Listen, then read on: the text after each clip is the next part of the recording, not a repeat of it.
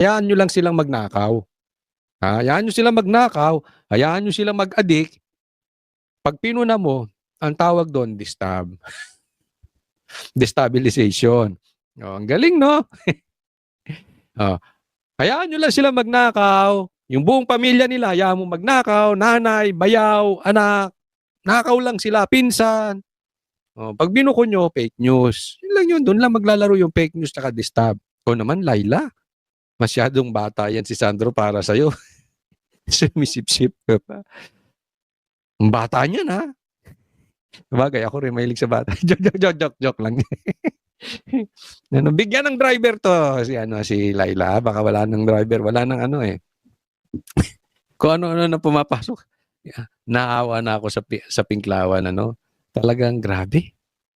Yung galit nila sa Marcos ngayon. Ang galing mo. Bilib ako sa iyo, PRRD. Iba ang legasyang iniwan mo. Isipin mo, si PRRD nag-iwan ng legasya sa Pilipinas. Napakakainin niya ng tae ang Pinklawan. Ang lakas ni PRRD. Di ba? Sino makaisip nun? Ang galing ang utak. No. Nakikita nitong alin na ito. Yung 150 na confidential funds ni BP Sara.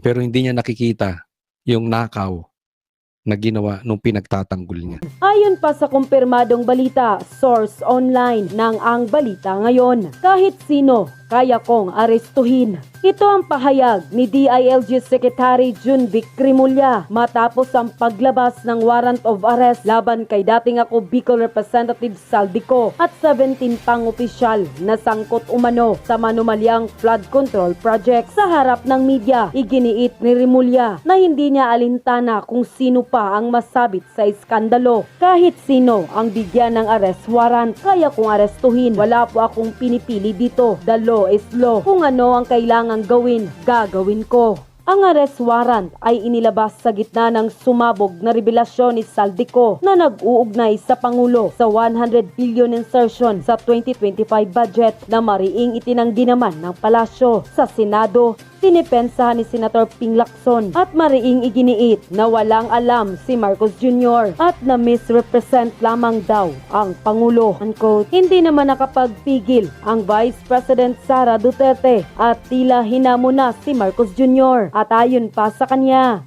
sumailalim ka sa draft test na nawagan si Vice President Sara Duterte kay Pangulong Marcos Jr. Nangagarang hair follicle test kasunod ng kontrobersyal na pahayag ni Senator Amy Marcos na gumagamit umano ng cocaine at mariho na ang unang pamilya. Ayon kay Vice President Sara, karapatan ng sambayanang Pilipino na malaman kung ang kanilang Pangulo ay pisikal at psikolohikal na handang mamuno sa gitna ng matinding kaguluhan sa politika at ang lumalalang krisis sa kredibilidad ng administrasyon. Sa kanyang pahayag, diretsang hinamo ng Vice President ang Pangulo. Dapat pag merong challenge na ganyan, ay isubmit mo agad ang sarili mo, Marcos Jr. For a test, lahat ng mga nakasama nila sa parties nila nagsasabing gumagamit sila ng ipinagbabawal na gamot. Giit ni Vice President Sara, kung totoo ang mga akusasyon na binanggit ng sariling kapatid ng Pangulo, dapat harapin ito ni Marcos ng diretsahan at hindi sa pamamagitan ng pag-iwas o pagdadahilan. Tila ipinaparating na sa usaping ganito kabigat, wala dapat special treatment at walang dapat exempted, lalo na sa pinakamataas na opisyal ng bansa. Nagpatuloy ang panawagan matapos muling sumiklab ang mga akusasyong kaugnay sa sinasabing paggamit ng ipinagbabawal na gamot sa isang isyong ilang beses nang nabuhay dahil sa mga pahayag ni dating Pangulong Rodrigo Duterte, Senator Amy at ang mga dating opisyal na nanawagan ng credible hair follicle test para kay Marcos Jr. Para kay VP Sara Duterte, simple lang ang punto, kung malinis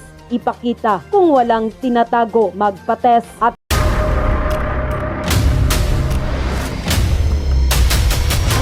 bago tayo mag-umpisa, baka pwede nyong i-like ang video na to.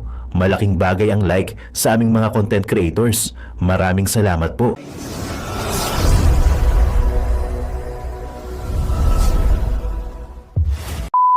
Vice President Sara Duterte handang maging Pangulo kung kinakailangan. There is no question about my readiness. Yun ang mandate sa akin ng Constitution. At alam ko yun, nung ako ay tumakbo. At binoto ninyo ako as Vice President, knowing that I am the first in line. Ang reaksyon dyan ng palasyo, Handa na po ba kayo sa mas marami pang Mary Grace Piatos?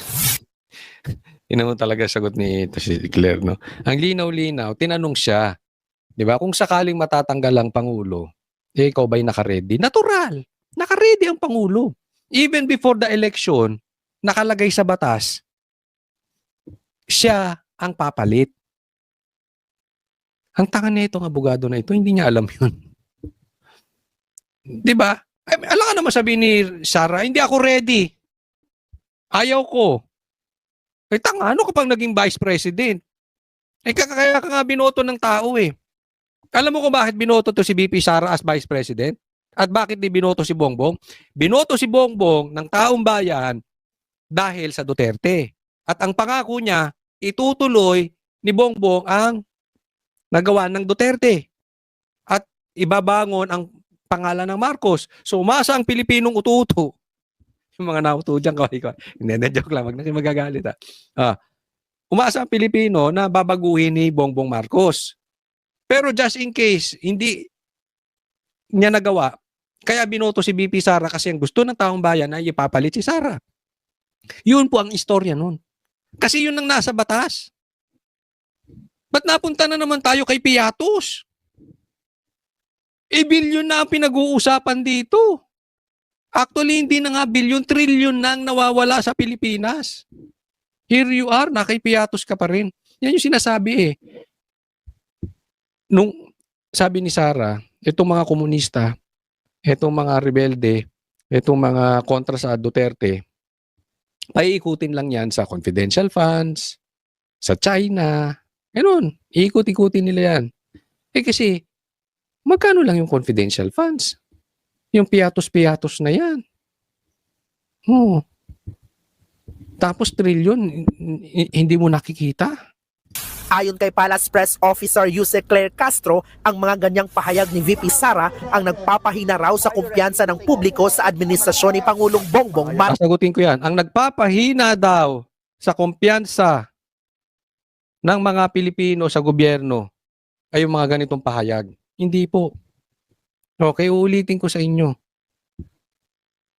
Hindi yan ang nagpapahina sa trust rating ng gobyerno. Tiwala ng tao sa gobyerno. Hindi yan destabilization. Ang destabilization, ang nagpapahina ay kung adik ang presidente. Ang nagpapahina o ang nagde-destabilize ng gobyerno ay yung mga nakawan. Ang nagpapahina ng gobyerno, ang nagde-destabilize ng gobyerno ay yung mga minomonopolize ang bigas, sibuyas, asukal at isda. Yan ang tunay na nagpapahina sa Pilipino. Yang trillion na insertion.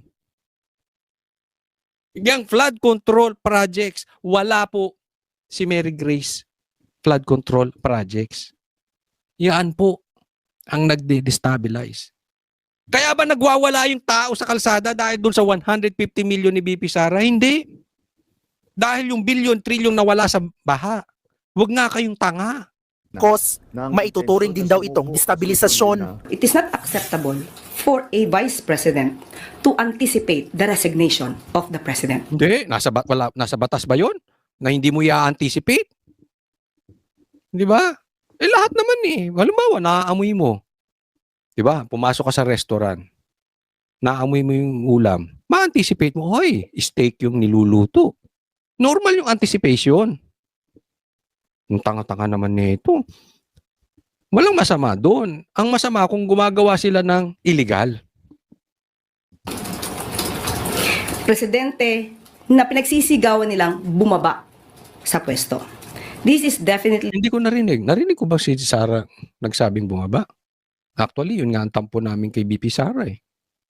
Bakit hindi niya sinisigaw? Oh, di ba? Oh, sige nga, maglabas ka ng video na sinabi ni BP Sara, bumaba ka na dyan. Hoy! Sige nga. a form of political destabilization. Dagdag pa ni Yusek Castro, trabaho ang inaatupag ng Pangulo at hindi bakasyon. Kaya kung meron mang malinaw ang kahandaan na pamunuan ang bansa, ito ay walang iba kundi si PBBM. Isa pang issue ngayon ay ang umano'y troll farm ng gobyerno. Tinanong yan ni Senator Robin Padilla sa Senate budget hearing kahapon para sa pondo ng Presidential Communications Office o PCO. Humingi ka na naman ng dagdag. Puro pala. Ipinarinig pa ni Padilla ang isang audio Narinig nyo na itong video na ito? Ay, ewan ko ha. Ako opinion ko lang. I'm not an expert. Pero pag narinig nyo, iisipin mo talaga si Claire yung nagsasalta. Hindi ko sinasabing siya ha. Pero kasi may sinabi si Montulfo dun sa vlog niya, may nawawala daw 50 million sa PCO. Kaya daw tinanggal si dating Secretary J. Ruiz. Tapos, sinabi rin naman ni Bongbong na meron silang trolls. At makikita naman natin yan. Yung iba nga, ano sinasabi? Yung mga nagko-komentaryo daw galing pang Vietnam? Ganun ba? Oh. So may trolls, mapapansin mo naman eh. Ito, ang sinasabi, nagbabayad sila ng vloggers. O, di ba, nakikita nyo naman sa ibang vlog na meron silang nabayarang vloggers. Di ba, may umamin. Hindi ko alam kung ito'y totoo, okay? Pero pag talagang nabusesan ninyo, clear na clear eh. At saka yung laging galit, yung parang ang bigat-bigat ng mundo kasi stress na. Yung paano niya lilinisin yung kalat at tae ni Bongbong. Hirap na siya. Ganun. Oh. recording ng umano'y boses ni Yusek Castro na nagrereklamo tungkol sa palpak na trolls na humihingi pa raw ng dagdag na budget. Sabi ng ilang senador, i-verify muna ang audio dahil unfair naman sa inaakusahan. Ang sagot dyan ni Castro, For the satisfaction of Senator Robin Padilla, hindi po ako ang nasa video. I deny that the person or kung sino man sa dalawa doon na it's I who was talking to a certain vlogger. Baka ako yun. Pero ang kapuna-puna dito, kung napanood nyo yung ano na yun, grabe ang pagtatanggol ni Tito Soto. Talagang kinat niya agad. Sabi na, submit mo na lang yan sa NBI, parang ganun. Halatang-halata sila Tito Soto. Pero kunwari yung ebidensya, halimbawa, tatama kay BP Sara, sigurado. Pinatuloy nila si Tito, itong Tuta Soto na to. Kitang-kitan mo na agad ang panig na itong mga to eh. Kaya alam nyo, dahil sa mga klaseng tao na ito, hindi umaasenso Pilipinas. Nasa mukha na nila yung nakawan. Pinagsasasampal na sila ng ebidensya. Pinagtatanggol pa rin. tanong ni Castro saan nakuha ni Senator Padilla ang naturang audio clip. Sa akin, binigay ko, pinorward ko sa kanya. Baka maniwala, mga tanga pa man din yung mga yan. Mensahe pa niya sa senador. Sana maging modelo din po si Senator Robin. Modelo na hindi magpapagamit o magpapabiktima sa troll farm na nagpapakalat ng fake news. Nagbabalik Ay, nako. Next po tayo, next. Ito pag-usapan natin ito ha. Napakaganda ng tanong nitong reporter na to. Na high blood na naman si Ating. Sige. Aside from resignation calls, there are also talks of succession, talks of a transition council, civilian military junta. Lahat po yan nakaangkla sa pag-question sa fitness to lead ng Pangulo. Direct question, ma'am, is the President fit to lead? And Ayun, ang tanong, fit to lead pa ba ang presidente? Kaya niya pa bang pamunuan ang bansang Pilipinas? is he in control? Tinatanong pa po ba yan? Siyempre! Oo nga, no? Parang mali yung tanong, Parang mali. Tinatanong pa ba yan? Oo nga naman. Sinabi na nga nung kapatid adik. So, paano siyang fit to lead? Mali pala tanong mo, pinuri pa man din kata, ang ganda ng tanong mo. Pangit pala yung tanong mo. Saan ka nakakita ng fit to lead? Ikaw ba, Claire? Matanong kita. Payag ka ba na ang driver mo adik? Ang tanong lang. Tanungin ko na rin si Laila de Lima. Laila de Lima, ikaw ba, payag ka na ang driver mo adik?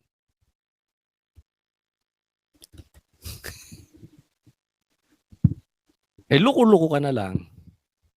Kung gusto mo, ang may hawak ng manubela ay adik. All the more, yung may hawak ng Pilipinas ay adik. Simple lang eh. So, tinatanong pa ba yan? Tama, hindi mo na dapat tinanong yan. Hindi ako nagsabi ng adik, kapatid niya mismo ha. Yung kay Laila Diliman, di ko alam kung anong type niya sa driver. Basta, natanong ko lang kasi pinagtatanggol niya rin yung yung mga adik. Of course. Nakikita natin ang trabaho ng Pangulo. Anong nakikita nating trabaho? And susulpot, lulubog, lilitaw nga siya para siyang palitaw eh. 'Di ba? Minsan andyan, tapos mga isang linggo wala. Ikaw na lang ang puro nasa TV. Ngayon lang naglalabas yan eh. Bakit? Malalim na yung sugat. Delikado na si Bongbong. Paano nakikita yung trabaho? Anong trabaho nakikita? Wala namang trabaho nakita. Anong nagawa niyang trabaho? Sige nga, magpresenta ka nga ng isang infrastructure na yung talagang magagandang tulay na nagawa niya. Hindi yung kay PRRD na tinuloy niya lang ha. Anong trinabaho ng Pangulo kung hindi magbitbit ng pera di umano sa ibang bansa? Punta sa ibang bansa, puro gastos. May namatay pa nga nung kay First Lady di ba? Araw-araw, hindi humihinto sa pagtatrabaho. Baka hindi humihinto sa pagdodroga. Ano hindi humihinto? Lagi ngang wala. Hindi kaya ito yung nakatira sa fairy tale world? Iba-iba yung nakikita nito eh. Hindi nga po nakakapagbakasyon. At hindi nakakapunta sa beach para mag-swimming. Yun pala gusto. Gusto pala ni Bongbong mag-swimming. Hindi nakaka-swimming sa beach. Ang bira. Alam mo, ayaw ni Bongbong sumisid. Ayaw niya ng swimming. Baka hindi mo alam. Ang gusto ni Bongbong sa alapap. Doon sa happy place. Yun. Ayaw niya talaga ng swimming. Ewan ko kasi yun ang sabi ng kapatid. Pero baka naman talaga gusto niya mag-swimming pero hindi sa beach. Sa baha. Kasi yung na-create ng magpinsan eh. Ang daming na-create na baha. So all over the Philippines, maraming swimming pool. Baka gusto niya matry doon sa mga na-create nilang baha na makapag-swimming siya. So sino po ba talaga ang ready na maging leader ng bansa? Si Tito Soto. Di ba? Para happy yung Pink. Everybody happy. Anyway, pag maupo si Tito Soto, masaya yung Pink. Tapos, hawak ni Bongbong sa leeg. Di masaya na kayo. Iupo mo na si Tito Soto You bend the law. Tapos patrabaho mo kay Boying, tsaka kay Erwin Tulfo. Bend the law. Ayos na yun. Okay ba? Okay na tayo.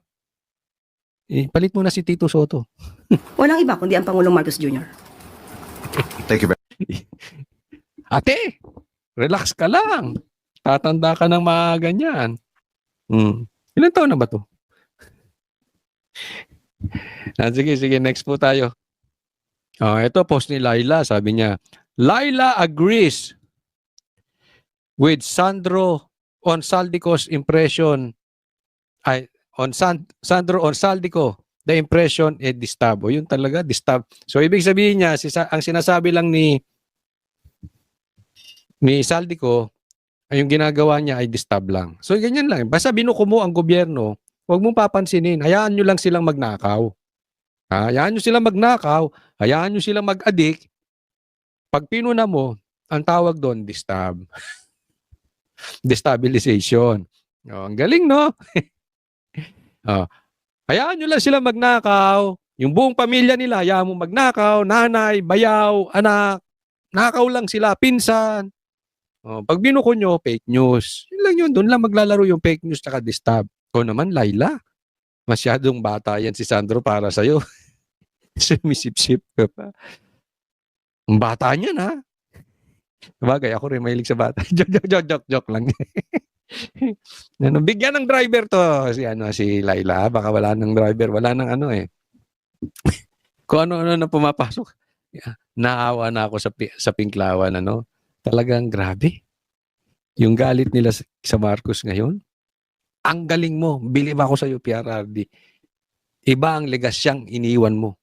Isipin mo, si PRRD nag-iwan ng legasya sa Pilipinas na pakakainin niya ng tae ang Pinklawan. Ang lakas ni PRRD. Di ba? Sino makaisip nun? Ang galing ang utak. Oh. Nakikita nitong alin na ito. Yung 150 na confidential funds ni BP Sara. Pero hindi niya nakikita yung nakaw na ginawa nung pinagtatanggol niya. Di ba? Anong tawag dyan? Pinklawan. Next po. Isa pa tong hibang. Sabi niya, my plans that I'm implementing right now are to work on unifying the opposition. Anong unifying the opposition? Fake news ka, animal. Anong oposisyon? Number 1 kang kinakain mo tayo ni Bongbong Marcos. Isinuka mo na si Bongbong Marcos. Kinain nyo pa yung tae. Pasensya na dun sa mga term. Kasi yan lang talaga ang closest how to define tong Pinklawan. Sinuka na nila yung Marcos eh. Ngayon, yung tae, yung kalat, yung dumi, yung baboy ng Marcos, kinakain pa nila. And then ito siya, magsasalita na i-unify niya oposisyon. Paano ka naging oposisyon? Pro-government ka. Para mag-rally around kami sa strongest, most popular, most winnable possible slate namin of candidates for 2028. Pustahan tayo. Kung tutuloy si BP Sarang tumakbo or hindi man bumaba man si Bongbong Marcos ngayon, hindi ka mananalo kay BP Sara. You are not going to win. Kaya lahat ng sinabi mo dyan, kathang isip. Fake news. Opposition, fake news. Strongest? Sino? Ikaw? Most popular? Ikaw? Most winnable? Ikaw? Sino? Si Tulfo? Pag sama-samahin mo yung boto mo, ikaw? Takbo ka. Sige. Tsaka si Lenny. Tsaka si Tulfo. Kahit pag sama-samahin nyo, boto nyo, hindi kayo aabot sa boto ni Sara. Iwala kayo.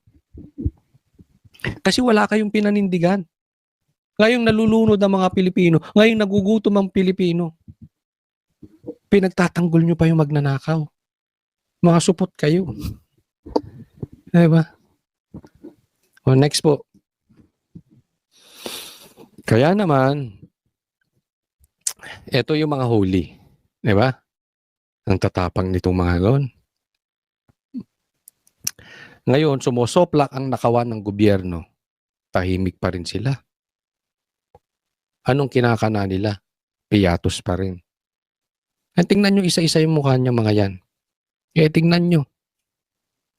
Ano ang paninindigan ng mga taong yan?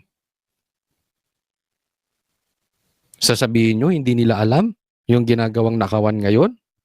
Hindi nila alam na nagnanakaw si Tamba, si Bongbong, si Sandro? Hindi nila alam? Hindi ako naniniwalang hindi alam nitong mga to. And yet, ang choice nilang banatan si Sara. See? Look at the character of these people. Alam mo, kung kayo dilawan, kayo Pinklawan, hindi ba kayo maiinis sa nangyayari ngayon? Magiging panatiko pa rin kayo ng mga taong to. Sabihin ninyo sa amin. Sige, sa mga bashers ko, sabihin nyo. Lagay nyo sa comment section. Naniniwala kami na hindi magnanakaw ang Marcos. Ilagay nyo dyan. Naniniwala kami na itong mga to ay hindi alam na magnanakaw ang mga Marcos. Tatanggapin ko.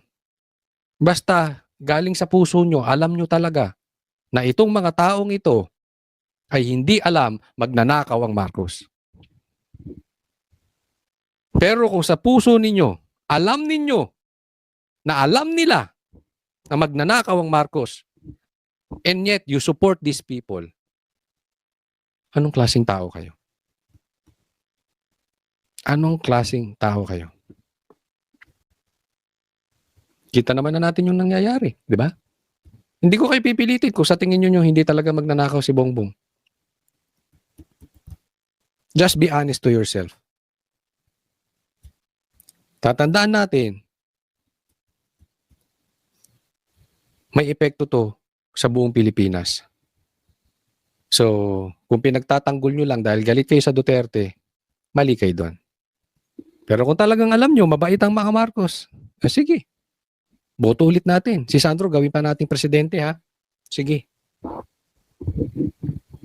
Tatanggapin ko yan. Karapatan nyo yan, eh. Gawin pa nating presidente, pati yung apo ni Marcos, gawin nating presidente. Because the people we elect, yan po ang deserve ng Pilipinas. Kaya, kung nilaro nyo ang politika dahil sa galit nyo sa isang tao lang, at pahirapan tayo ng leader na binoto ninyo, deserve natin yung leader na yon na nakawan kayo. Ama naming Diyos na makapangyarihan sa lahat, salamat po sa iyong pagmamahal na hindi nagmamaliw. Sa gitna ng kaguluhan sa aming bansa, turuan niyo po kaming magtiwala sa iyong hustisya at hindi sa hustisya ng tao. Linisin niyo po ang aming mga puso at ituro niyo po ang tamang daan ng katotohanan at pag-ibig. Tulungan niyo po kaming maging ilaw sa gitna ng dilim at ipakita sa mundo na may pag-asa pa sa pangalan ng aming Panginoon Hesus. Salamat po sa pag-ibig po ninyo at salamat sa pagdinig ng aming mga panalangin at iligtas niyo po kami. Sa pangalawa po niyong pagparito at patawarin po kami sa lahat ng aming mga pagkukulang at pagkakasala sapagkat ito po ang aming samutiling sa matamis na pangalan ng aming Panginoon Hesus. Amen. Sa lumang silid, mag-isa kang tahimik. Walang kamera, palakpak ay wala na. Ngunit sa bawat pader ng bayang iniwan mo, may pangalan mong di na mabubura.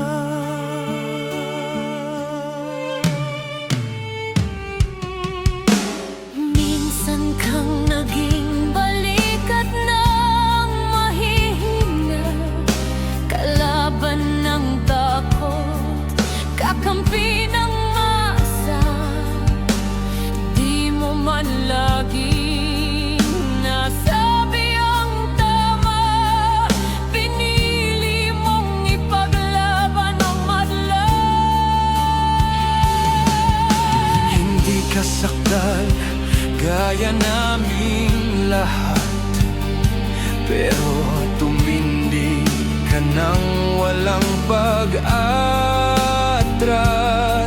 At ngayong pagod ka na, tatay, kami naman ang sasalo ng bawat bigat.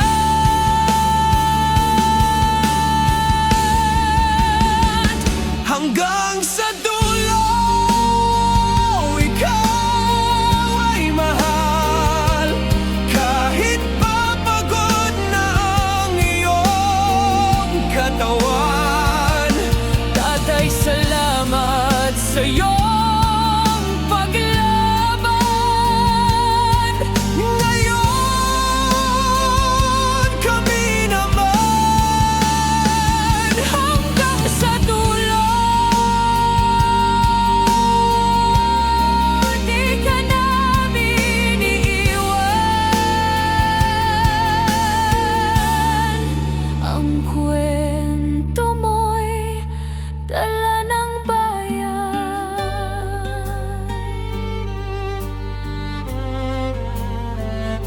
Tahimik ka na sa mga batikos, wala nang tugon, wala nang galit, pero sa mata ng mga maralita, naroon pa rin ang tapat mong alaala.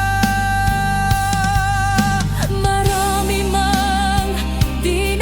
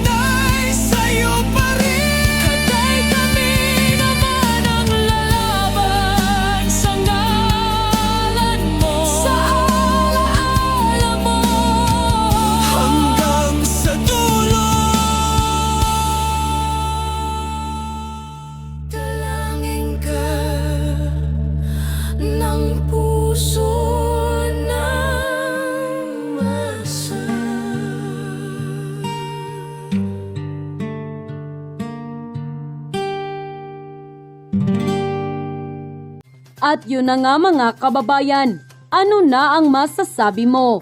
Kung mayroon kayong hinaing at komento patungkol sa balitang ito, please comment down below. Pag-uusapan natin yan sa comment section. At kung nagustuhan nyo ang video, ay huwag kalimutang mag-like at i-share na din para mas marami pang makaalam at umabot ito sa marami sa ating mga kababayan. Maraming salamat po. Mabuti pa ang sardinas, may label. Eh tayo, wala. Oo nga pala. Nay, ito na yung bayad ko sa isa, ano? O, kunin mo yung isa. Isa muna, iyan, no? Tapos, isa pa, di ba? 4 dapat na sardinas, eh. Yan. 3 na. Pang-4 na sardinas. Okay na.